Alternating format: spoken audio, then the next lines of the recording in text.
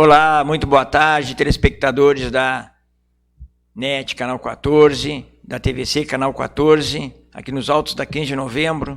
Estamos já começando mais um bate-papo, programa Repórter Cidadão, com meu colega de bancada, doutor Isnar Correia, e também aqui, participando do programa, Sérgio Moacir, ex-Sombra. Bom dia, Isnar. Bom dia, boa tarde, Flávio, boa tarde, Sérgio Moacir, boa tarde para você, que sempre nos honra aí com a sua presença, é sempre um orgulho, um prazer estar aqui com vocês. Então, estamos aí, né, Flávio, mais uma sexta-feira, né? Verdade. E o que temos para hoje? O que vamos conversar hoje? Pauta livre. Vamos falar das importâncias e recebendo locais. Mensagens, aí quem quiser ligar, participar do programa, está convidado, vamos fazer um programa de um bate-papo, né? E falar sobre o que está acontecendo no Brasil, principalmente hoje. Bem lembrado, pauta, Flávio, né? bem lembrado. Gostei do gancho que você deixou aí, e eu quero chamar a atenção de você aí que mora longe, retirado do centro, que tem um problema aí, não tem iluminação na sua rua, tem aquelas águas que formam as lagoas nas ruas. Tá aí a oportunidade para você ligar, nos avisar. Nós vamos debater aqui, vamos tentar encaminhar para resolver, né, Flávio? Lá no Pestano, na Rua 27, onde está a Verine Sampaio, que participa bastante na rede social, 2 meses ou 3 sem água. Ela comemorou agora, 2 dias atrás, o restabelecimento da água na Rua 27. De tanto pedirem socorro, ajuda, parece que o SANEP acabou resolvendo esse problema, né? Mas as pessoas têm que aprender a ligar para cá também. A gente ajuda, a gente bota imagens, mas as pessoas têm que ligar, tem que participar, tem que, né, botar a boca no trombone. É uma coisa absurda, né, Flávio? Agora, há poucos dias eu estava ouvindo na televisão esse negócio do saneamento, do marco do saneamento, e aí eles mencionaram ali que parece que, não sei, não recordo bem, mas são um pouco mais de 30 milhões de pessoas que não têm água potável. 50 e poucos % da população do Brasil não tem esgoto tratado, não tem nem captação de esgoto.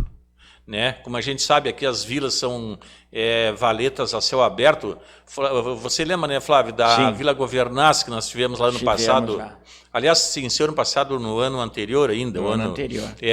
Várias vezes fomos lá, que o povo lá residente aí nos solicitou e a gente filmou, fizemos reportagem lá. Passamos aqui no programa, na ocasião, não era o Repórter Cidadão. Várias imagens, né? Era o movimento MAP, Acorda né? Pelotas, o MAP. Era o MAP, né?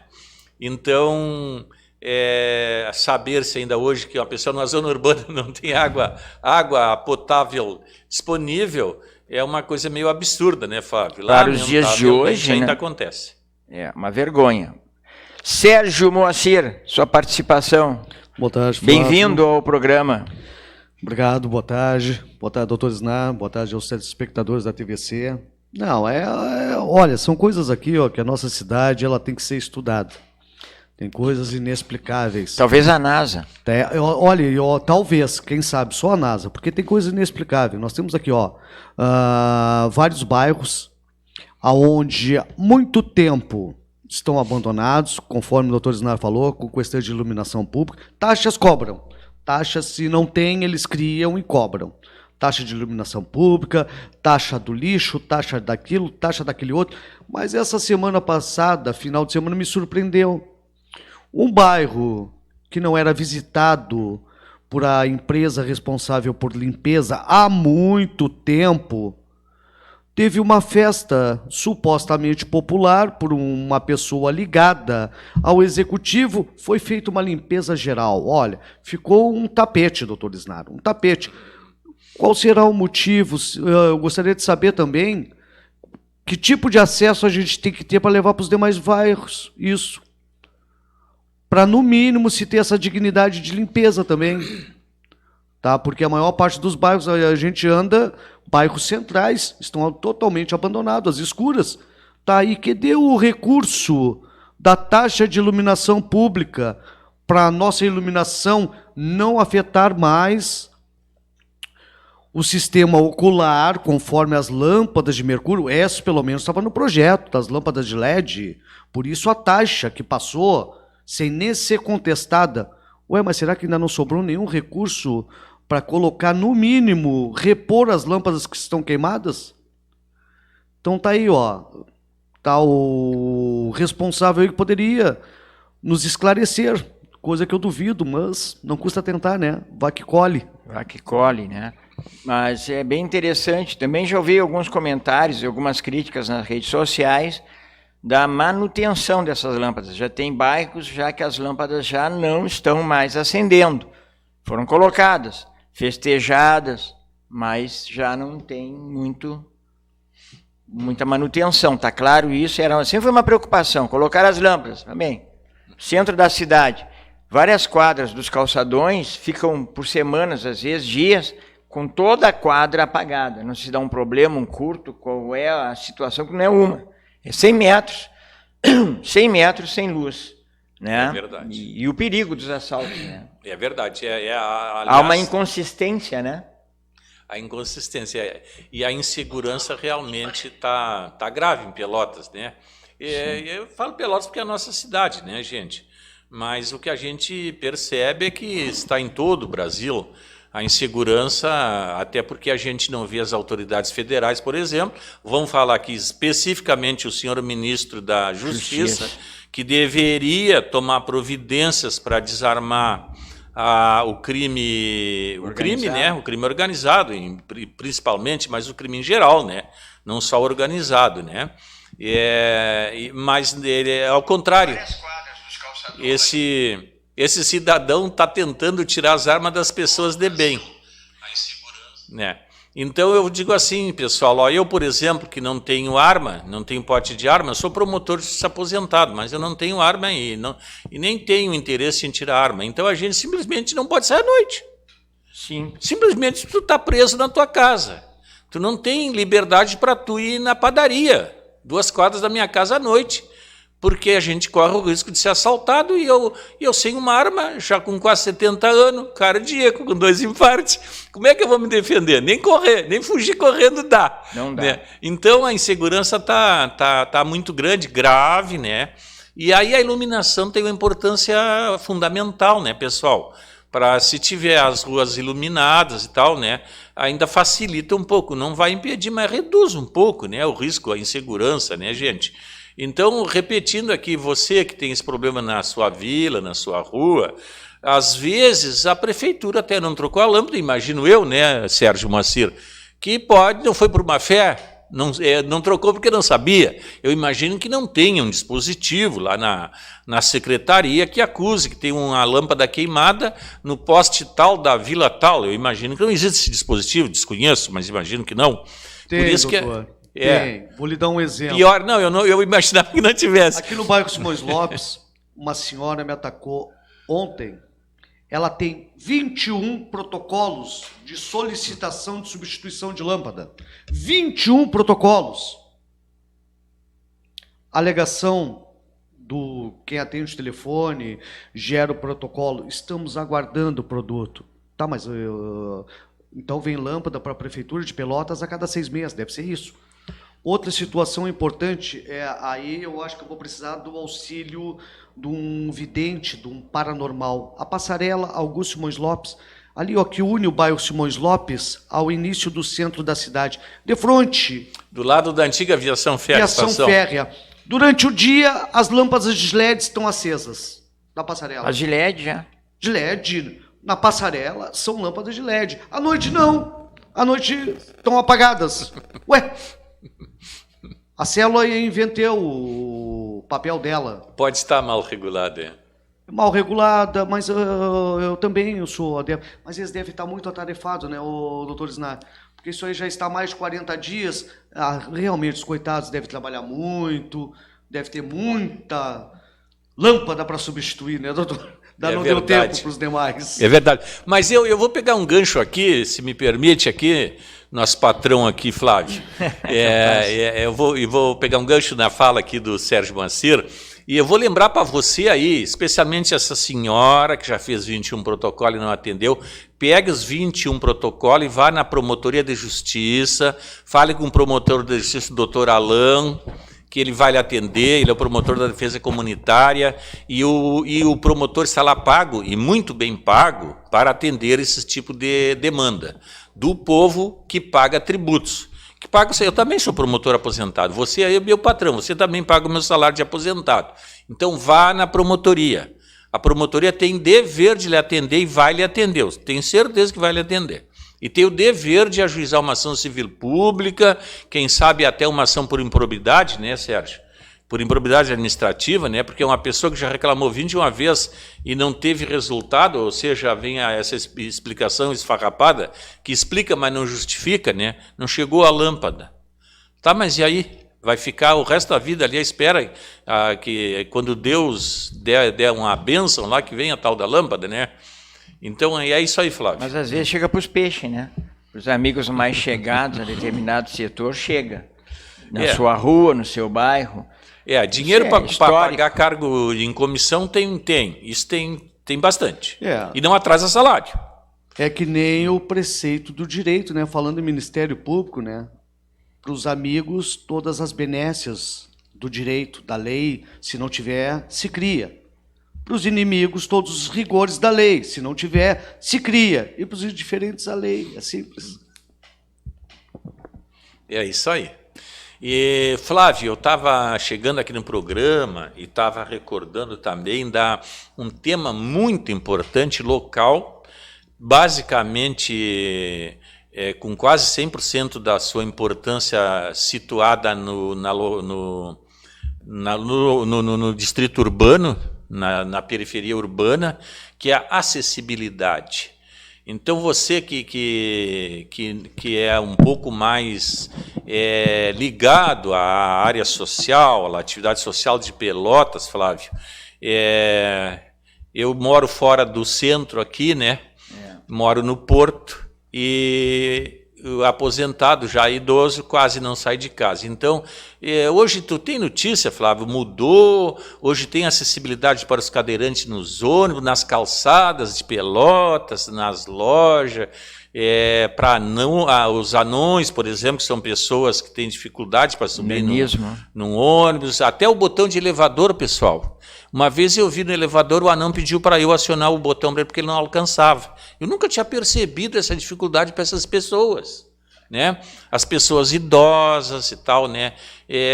Quantas anda, Flávio Estima? Você tem ideia? Olha, tem uma programação aqui que é na TVC que é direcionada a essa questão aí de acessibilidade, né? De pessoas com deficiência física. A legislação ela muda para melhor, a prática é que não. Né? A verdade é uma só. Nós temos dezenas de calçadas com itinerário para quem tem deficiência visual, interrompido por árvore, por poste, por lata de lixo. Pô, tem um itinerário para o deficiente visual, com a sua bengalinha ali, e sinalizando contato com o chão. E ele é interrompido por uma árvore?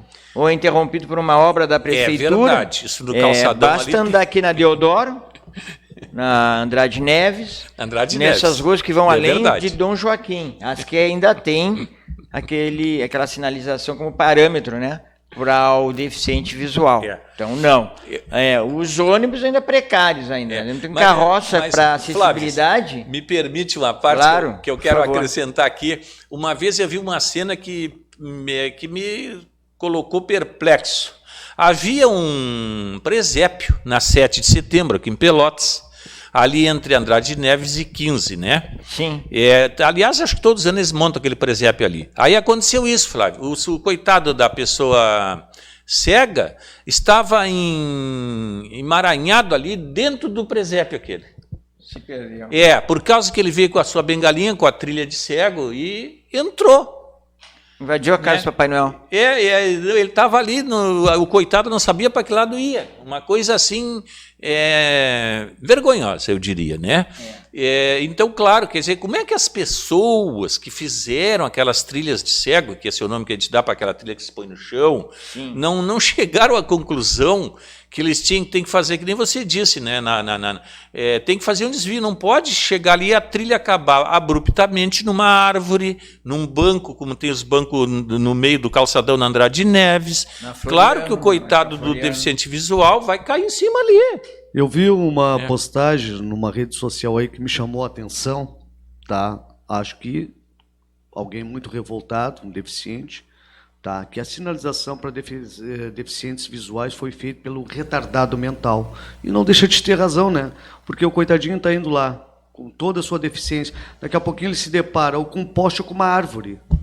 Ou com o final da calçada. E aí, como é que fica? Isso aí. Essa é a falta, aquela de capacidade do cidadão se colocar no lugar do outro.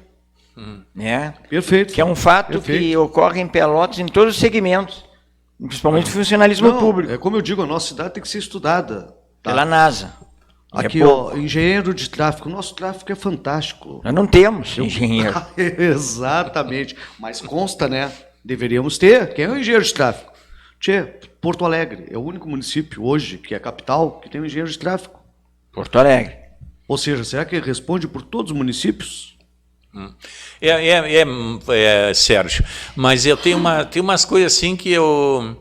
Até porque eu fui policial militar 20 anos, né, um pouco mais de 2 décadas, e trabalhei muito em policiamento de trânsito, estudei muito policiamento de trânsito, né?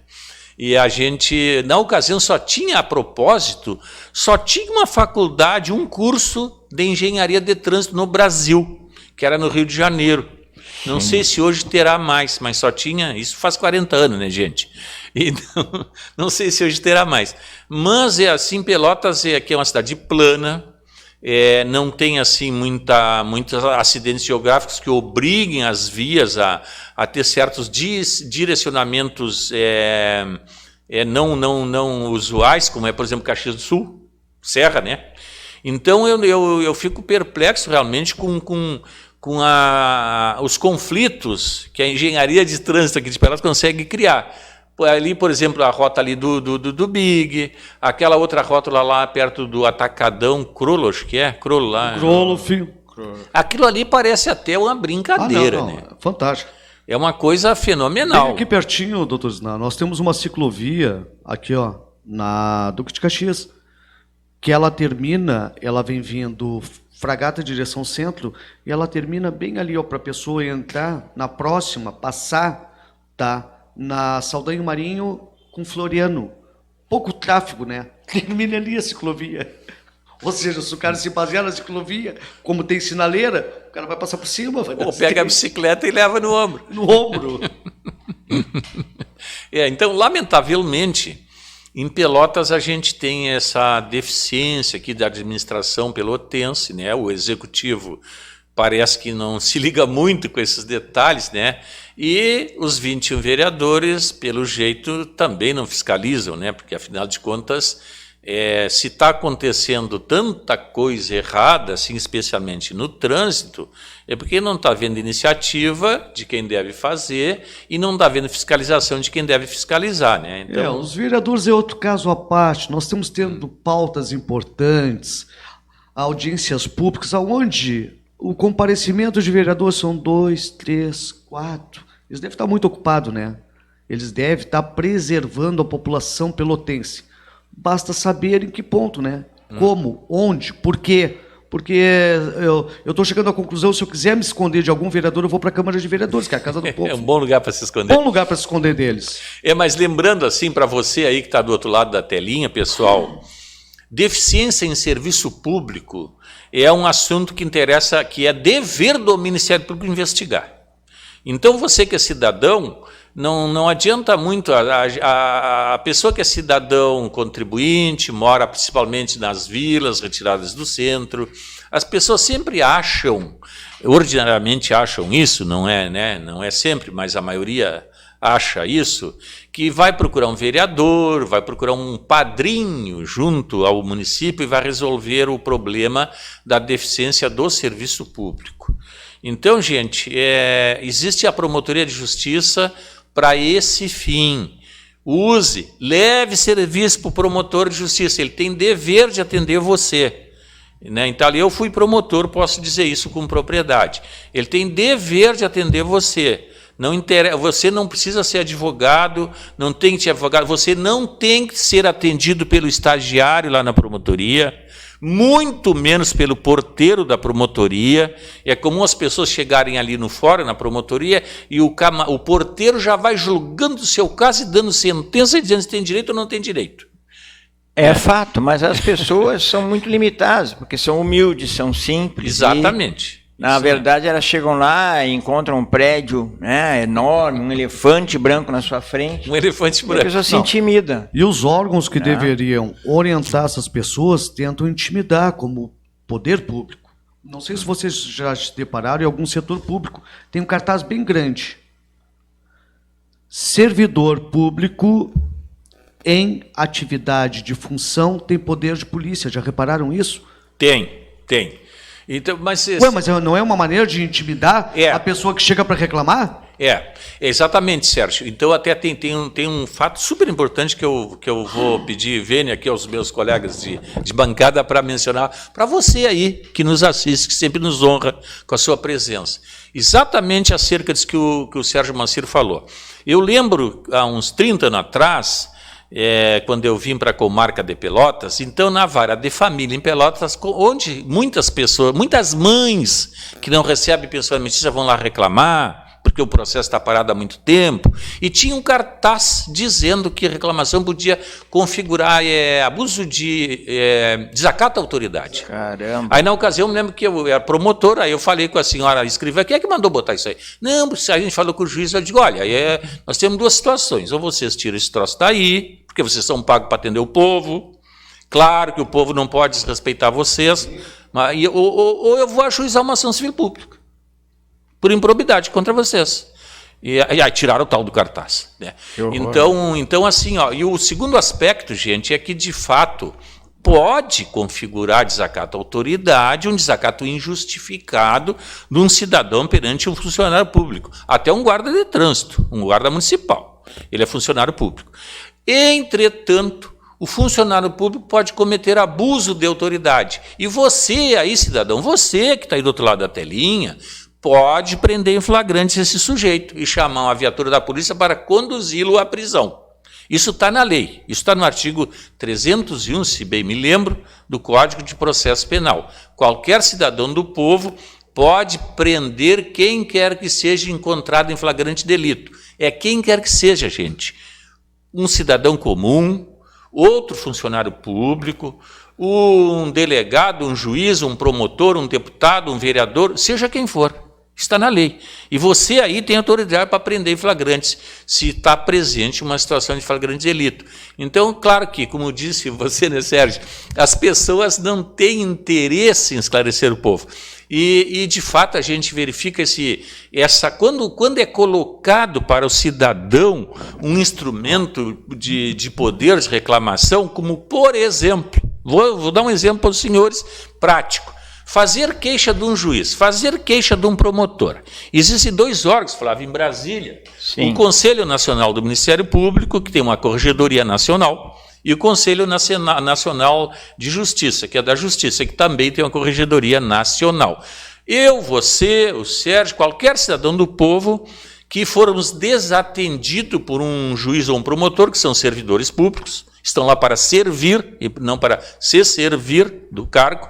Então nós podemos, você aí pode fazer uma reclamação para a Corregedoria Nacional dessas pessoas, desses servidores. Então nessa reclamação tem que botar nome, CPF, RG, endereço, filiação, cópia da identidade legível, comprovante de residência, tudo. Por que isso? Por que não pode ser anônimo? Se não é para coagir a pessoa e convencer a pessoa, dizer, olha, nós estamos aqui com seus dados. Se você estiver mentindo, nós já vamos ali detonar um processo contra você. Reverte, né? Exatamente. Ou seja, olha, presta atenção, tem tudo aqui para virar o jogo contra você. Então, se não é essa a finalidade de constranger as pessoas, por que não aceita a reclamação anônima? Por que o cidadão que já estou sendo ameaçado, sendo coagido, Eu citei hipoteticamente aqui, né, gente? Um juiz, um promotor, que fez lá uma coisa grave, lá, um erro grave, que eu acho que é grave, né? Eu aqui leigo, moro na vila, aqui sou pedreiro, não sou advogado, eu acho que foi uma ofensa ao meu direito. Quero fazer uma queixa desse juiz, ou desse promotor. Aí eu tenho que botar tudo lá, porque eu não posso fazer anônima, né? Então eu sempre vi ali, e aliás, quando eu estava advogando, depois que eu me aposentei, então eu assinava as queixas, Flávio e Sérgio, para exatamente deixar fora ali a pessoa, o pobre coitado ali que veio no meu escritório, humilde ali, doutor, o senhor vê, aconteceu isso, o que eu faço e tal. Né? Então eu acabava assinando e incontáveis vezes, pessoal, a corregedoria teve a pachorra de devolver para eu juntar uma cópia legível da minha identidade. Mas vem cá, mas eu sou advogado, está aí a procuração, eu sou cadastrado na OAB. Está identificado, né? Está identificado. Estou identificado, assinei. Mas voltamos agora, daqui a alguns instantes, com a participação do Sérgio, conosco aqui batendo papo, aguardando uma ligação sua, se você achar interessante. Eu vou pedir ao Yuri, a nossa técnica, os comerciais aí da TVC.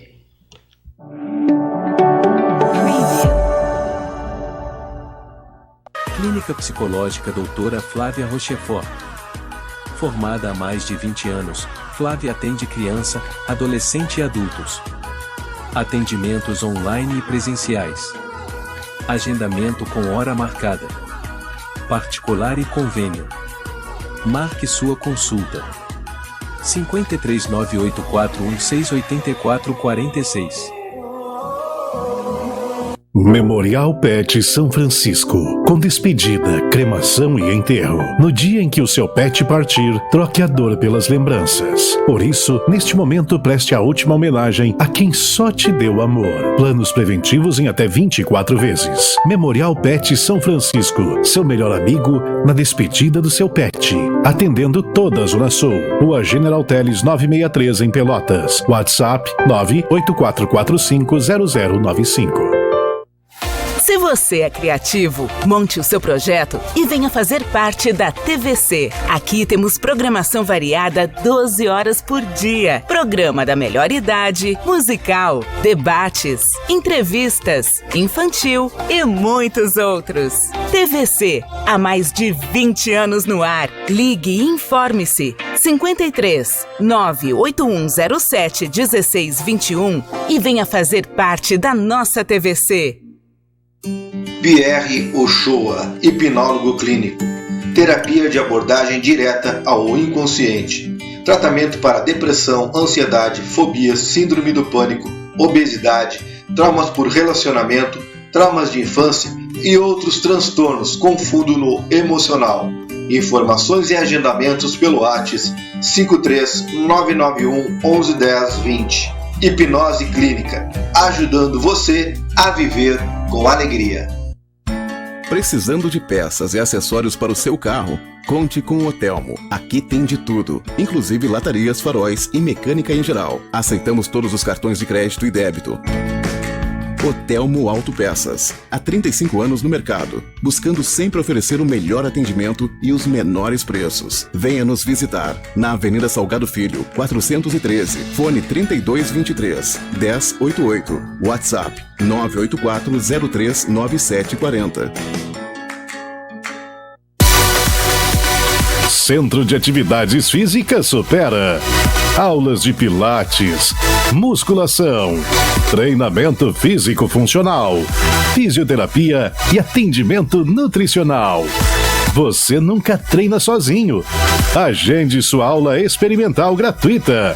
98454-1414. Fale com a equipe Supera.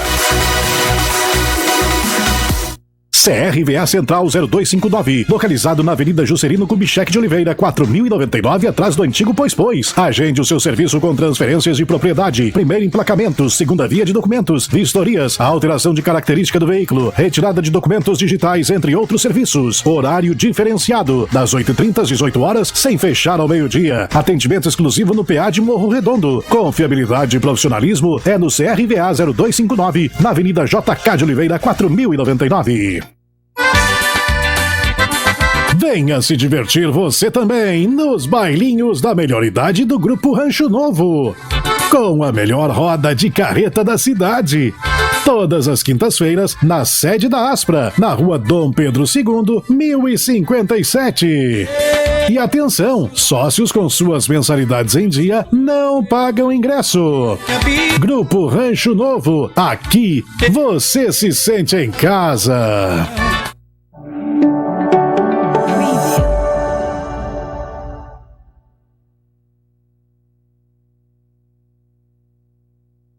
Então, retornando aí com o Repórter Cidadão, eu vou passar algumas informações, né, desta semana, ou do fim de semana passado. Pelotas, o Partido Progressista fez sua convenção partidária, né, e elegeu o doutor Paulo Grigoletti Gastal, presidente do Partido Progressista. Nós estivemos lá em visita à convenção partidária, né, toda uma nova diretoria, novo diretório com novas pessoas, quadro de filiação, queria fazer registro aqui. E também tivemos na segunda-feira a audiência pública, que eu muito divulguei aqui, que iríamos chegar a ela na Câmara de Vereadores, ainda sobre o caso Assis Brasil, de racismo. E lá tivemos a participação de muitas pessoas, inclusive de pais, de alunos, de professores, de conselheiros do Movimento Negro, do Conselho Municipal do Negro, televisionada, está sendo reprisada essa semana, e no próximo programa nós já estaremos com as principais imagens das falas que lá tiveram, inclusive a nossa, dos vereadores, enfim, e vamos mostrar para você, né? Mas podemos noticiar que a Comissão de Direitos Humanos, ela acatou a denúncia, deve encaminhar alguns ofícios aí para buscar alguns esclarecimentos, e nós vamos seguir na luta. Essa é uma história que a gente não vai deixar passar, porque ela tem muito a ver com violência dentro da escola. Ela tem a ver com a violência dentro da escola, não aquela que vem de fora para dentro, mas também articulada dentro da escola. E eu que tenho o máximo respeito pelos professores, minha madrinha foi professora, trabalhou anos na Secretaria Municipal de Educação. Eu, em algum momento, tive a oportunidade de trabalhar num projeto Rondon da Secretaria Municipal de Educação de alfabetização. Eu lecionei, eu alfabetizei, né? Tenho um pouquinho dessa experiência e tenho o maior respeito pelos professores. Mas, como qualquer profissão, é preciso lembrar que existem bons e ótimos professores, como também existem alguns que utilizam a capa de professor para cometer atos ilícitos. E quando eu me refiro ao que está acontecendo no Assis Brasil insistentemente, é porque percebi o que, meu amigo e colega de bancada, a prevaricação de tantas autoridades, a prevaricação dentro da escola de autoridades que assistiram ali um ato criminoso e não deram voz de prisão, como tu falou, não se retrataram, não relataram. Até esse momento eu não tenho ainda uma retratação da escola, que me convidou, não importa quem está na direção, quem saiu, não existe até esse momento uma retratação da escola. Como para pior ainda, a Coordenadoria de Educação não fez uma retratação, mente que abriu um processo e a gente sabe que não, misturaram lá com outras ações, e eu fico me perguntando, essas autoridades públicas às quais eu denunciei, olha aí, ó, imagens aí, o Yuri sempre atento, pode botar a fala aí, por gentileza, retorno. Professor Alci Moraes, Escola Técnica Federal, e a Cefet, por gentileza. Nós estamos organizando a mesa aí, né? Essa aí são imagens da audiência pública, tá bem, que nós traremos em breve, imagens de falas já selecionadas. Aqui o Lorival? Ah, desculpa. Aqui nós estamos compondo a mesa, pode avançar um pouquinho? Claro, ótimo. Escultura afro. E junto, com os amigos que estão assistindo pela rede essa audiência, do Mompel, Movimento Negro, lá dos anos 70, dos anos 80, fomos os proponentes, e com o coletivo de negros de entidades que tinham na época, quero aqui incluir Mestre Batista, que fez parte do primeiro Conselho Municipal do Negro, quero relembrar ele, com a presença do Giba Giba, começamos a construir um projeto que era do Mompel. Em 1999 eu assumi a presidência desse Conselho Municipal. E assumindo a presidência desse Conselho Municipal, eu tive a oportunidade de construirmos muitas coisas, inclusive encaminhar brigadianos que batiam em negros, no caso em especial de um negro angolano, que eles não entenderam como ele falava, porque acharam que ele era um alcoólatra, bêbado, e bateram nele. Encaminhamos eles para um processo disciplinar da brigada, junto com o então advogado Wilson Farias. Também chegamos à presidência do Conselho Estadual da Comunidade Negra do Estado do Rio Grande do Sul, que anteriormente tinha a participação do nosso amigo Giovanni Lessa, que está aqui presente, foi conselheiro estadual da Comunidade Negra, da professora Marielda, que foi conselheira estadual da Comunidade Negra, e após a gestão dele fui eleito presidente do Conselho Municipal do Negro. Fomos nós que conseguimos distribuir em dinheiro de hoje em torno de 25 milhões de reais atualizados para 51 comunidades quilombolas, um recurso que tinha chegado em 1999, a gente conseguiu colocar ele em prática em 2004, com um mapeamento que foi feito pela gestão anterior à minha. Lá criamos o 0800, o Disque Racismo. Lá ajudamos a... Obrigado, muito obrigado. O Yuri sempre é atento. Esses são momentos, né, da audiência pública, onde eu estava me identificando quem fui, a importância que eu tive na comunidade negra, justamente para rebater algumas falas que eu vou repetir, que eu sei que irrita muito essas pessoas, mas eu não estou citando nomes, né, de pessoas que falaram assim nas redes, principalmente nas redes pessoais, de uma outra, falando da gente, que eu considero calúnia, difamação. Essa cidadã diz assim: ele é figura antiga na cidade, não representa a comunidade negra. É um oportunista de ocasião. Não tem nenhuma qualificação para falar com jovens, um tema tão sensível. Essa pessoa já sabe que eu tenho esse texto dela, que ela esparramou por alguns grupos, não é? E o fato é, eu não tenho representação nenhuma na comunidade negra, eu nunca tive.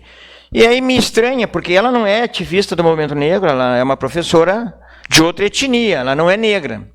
Mas ela tenta ditar para os negros quem é que tem que ser reconhecido, não é? E lamento muito, porque é uma professora que faz isso. É verdade, Flávio. Essa mistura da atividade de professores com política, especialmente com política da esquerda, é extremamente deletéria, faz um mal muito grande para os jovens, né? E a gente vê essa influência extremamente negativa, né, Flávio? Terrível. Não é só no Brasil, né? Eu tenho aqui, desculpa te interromper, olha só, vou tentar botar o áudio, eu coloquei isso aqui na audiência pública também, vamos ver se vai. Vamos ver. Elia, quando eu vi que era ele, quando eu soube que tinha havido essa palestra, que tinha havido confusão, e que era ele, eu pensei, logo quem? Ainda por um momento eu pensei, será que é do Fábio Gonçalves? Do Fábio Gonçalves ainda tem o que dizer, né? Tem argumento. Agora esse cara, só que não conhece. Quem não conhece que o compre. Outra professora. Então, além de eu ter sido convidado para ser palestrante de uma escola, estou sendo até esse momento caluniado, difamado por pessoas covardes que usam o anonimato. Mas o que mais me entristece é que são professores e que vão formar os próximos professores, as próximas turmas de magistério do Assis Brasil. É verdade. Por isso mesmo, Flávio, aproveitando o doutor Isnar aqui... Desculpa interromper. E essas pessoas, tem que me processar, botaram a minha voz em algum lugar. Então elas são conscientes do crime que elas fazem, né? A ofensa vale para os dois lados. Sim. É isso aí. Primeiramente, o maior culpado no presente momento é a CRE. Esses funcionários da CRE deveriam ser afastados imediatamente e devolvidos para a sala de aula, porque eles prestam concurso público para uma sala de aula, não para a administração. Registre aí, esses funcionários da CRE são os que são responsáveis, que receberam alunos que cometeram infração, não me receberam. Quando me receberam dentro de uma sindicância que já existia e até agora um silêncio total. Assim como esses professores do colégio também deveriam ser afastados até ver o que vai dar. Pois eu acho que eles não podem estar dentro de uma sala de aula. Serão identificados. Com ideologia política partidária, treinando alunos, crianças. Na verdade, eles estão corrompendo. Exatamente, doutor Snar. A criança ali não tem noção. Eu vejo hoje, gente, tá lá o meu filho, lá o mais moço com 23 anos de idade, e a gente vê o mal, e olha que ele estudou desde do pré, lá com 3 anos, sempre em escola particular, gente. E a gente vê a imensa influência negativa que professores com orientação esquerda causaram naquele menino. Então, às vezes, corriqueiramente, ele fala, diz, pois é, você vê, né, pai? E aí, eu pensei que era isso. Tu vê que ele não está fazendo aquilo por má fé. Ele foi conscientizado ali. Então, coisas absurdas, gente. E o que é pior, e eu vou registrar, porque está lá na audiência pública, uma professora disse assim, que foi ativista do movimento negro, se apresentou como doutora agora, ela diz que fala com professores, não fala mais com outros, enfim. Minha opinião, ela diz o seguinte, que eu deveria ter pedido licença e ter me retirado daquele momento que aconteceu lá. Não, nós, por natureza, nunca vamos baixar a cabeça, pedir licença e se retirar de uma cena de um crime. Nunca. Né? Do contrário, nós não seríamos ativistas. Ela também falou que era impossível debater com crianças. E eu quero que faça uma defesa daqueles que estavam lá e que queriam ouvir a palestra. Eram alunos de 2º e 3º ano. Eram secundaristas, professora ou doutora. Mas mais do que isso, os mesmos que derrubaram Collor de Mello, que quando o seu partido, alguns anos atrás, tentou manipular. Então não eram crianças, eram jovens que têm uma história.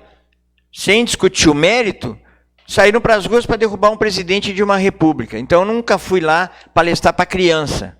Não eram crianças. Eram adolescentes, pré-adolescentes, muitos inclusive já eleitores, não é? E aí essa inversão de fato, que as pessoas vêm com uma narrativa, e me abismei, porque alguém da comunidade negra que vai lá para fazer a defesa da comunidade negra, não. Foi lá fazer a defesa dos professores, publicamente, manipulada por alguns vereadores que estavam presentes na audiência pública, né? Inclusive, eu nem vou citar nome, vou citar noutra ocasião, porque eu vou mostrar as imagens das falas. Né, porque é pública. Né, então, trazer a luz ao dia é difícil, né? Mas a gente conta com as regras. Acabar com o escuro e colocando luz é... Mas, para mim, houve prevaricação, né? Eu acho. Eu não conheço, né, Flávio? Que eu ia lhe dizer que esse é um encargo de novo aqui do Ministério Público. Chegará lá. É uma escola estadual, eu acho. Sim, escola estadual. Então o promotor de justiça tem dever aí de... As imagens. Discussão sobre racismo vira confusão no Assis Brasil. Na verdade, essa discussão, que seria uma palestra, não aconteceu e não foi a causa. A causa foi mesmo de alguns professores que manipularam, aproveitaram o momento para... benécias próprias, né? De anseios deles, de disputa pessoal, interna e anterior dentro da escola. Bem claro isso. Não tinha nada a ver. A partir do momento que eu pisei dentro de uma escola pública, convidado para dar uma palestra, não é? E sofro tudo aquilo que sofri, tive que sair pela porta dos fundos, e vou na 5ª coordenadoria, e lá nada é feito, eu fico me perguntando, poxa, a gente que discute no dia a dia, ajuda na defesa das pessoas, quando a gente é atingido, né, a gente passa a ter mais certeza de que a conivência, né, com fatos criminosos, ou até mesmo a proteção que existe, né, a manipulação e a proteção de crimes que são feitos, Yeah. o corporativismo, né? O corporativismo. Isso aí. Eu tenho registrado e registrei na audiência pública os quantos, 95, 98% de professores e de estudantes que são educados, que estavam lá e que queriam a palestra. Agora, como é que se permite que uma meia dúzia possa estragar a imagem de uma escola, uma das maiores escolas estaduais do estado, a qual eu estudei? Fui do Grêmio Estudantil, fui membro da banda marcial, isso nada tem valor. Aí uma pessoa chega e diz, não, esse cara não representa nada, não representou ninguém, é um oportunista. A você, tomara que você esteja escutando indignada de novo, que eu não cito o teu nome, mas tem a tua fala. Olha, eu acho que eu fui oportunista, sim. No momento que eu estou lá dentro do Conselho Estadual da Comunidade Negra, descubro milhões de reais voltando para o Banco Mundial e não tinham sido aproveitados nos quilombos, e em 6 meses, em tempo recorde, eu consegui criar 51 diretorias nos quilombos, para elas poderem assinar os documentos e receberem recurso. Isso é o oportunismo, professora. O bom oportunismo. Diferente da senhora, que é uma oportunista, que aproveita um fato para me agredir nas suas redes sociais aí, nas suas redes que a senhora acha que é privada, mas vazou. A sua fala vazou. Alguém se indignou com a sua covardia de falar pelas costas, professora. Flávio, é realmente lamentável, né, que aconteça e bastante nas escolas públicas. Aliás, especialmente nas escolas estaduais, sempre há problemas assim. Como eu disse antes, eu fui aí policial militar, 20 anos, promotor de justiça, outros 20. Então, a gente tomou conhecimento, claro, de muitos fatos desagradáveis ocorridos em escolas estaduais, né? E não deveria acontecer, porque o professor está ali para estudar, ensinar, melhor dizendo, a matéria que ele está encarregado lá de ensinar, e não de fazer política, de misturar, né, política com sala de aula, né? Lamentavelmente, hoje isso é o estouro no momento, né? Qualquer professor acha que está liberado para fazer política. Corriqueiramente se vê isso, não só nas escolas, como eu disse antes, estaduais, mas também nas escolas privadas. Mas existia muito, né? A OSPB, né? Organização Social Política Brasileira. Mas aí era uma matéria, né? Mas excluíram, né? Exatamente. Excluíram. Tinha o OSPB no chamado primeiro grau lá do nosso tempo, né, Flávio? E depois tinha o EPB, né? Acho que o Sérgio Moacir tirava só nota 10 lá. Não, o EPB era na faculdade. Olha, o SPB com certeza deveria tirar, educação porque eu moral sou contra essas CREs. Porque quando tu presta um concurso público, tu presta para uma atividade fim. Sei lá, brigadiano, sala de aula, policial civil, professor presta serviço para sala de aula. Concurso público é a sala de aula. Não é para estar tomando chimarrão nem cafezinho numa coordenadoria de ensino. Por isso que existe uma secretaria de ensino, responsável pelo todo. Sim. Para quê? Para botarem esse tipo de elemento lá? Cabide de emprego? Com toda certeza, né? Porque é amiguinho do fulano, é amiguinho do ciclano, ele tem que voltar para a sala de aula, que é para onde ele prestou concurso público. E outra coisa, ele é remunerado para ensinar, não para doutrinar. E existe falta de professores na sala de aula, né? Exatamente. Por quê? Aí chega ali na CREA, estão empilhados lá. Estão empilhados. Por que estão empilhados? Uns tomando cafezinho, outros jogando paciência no computador, outros fumando, outros falando da vida do diretor A, do diretor B, do professor A, do professor B. Por quê?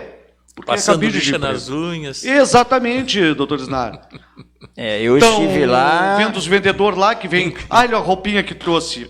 Em 40 anos de serviço público, 42 anos, eu vi muito isso. Exatamente. Durante o expediente, a pessoa fazendo as unhas. Fazendo as unhas. Como assim?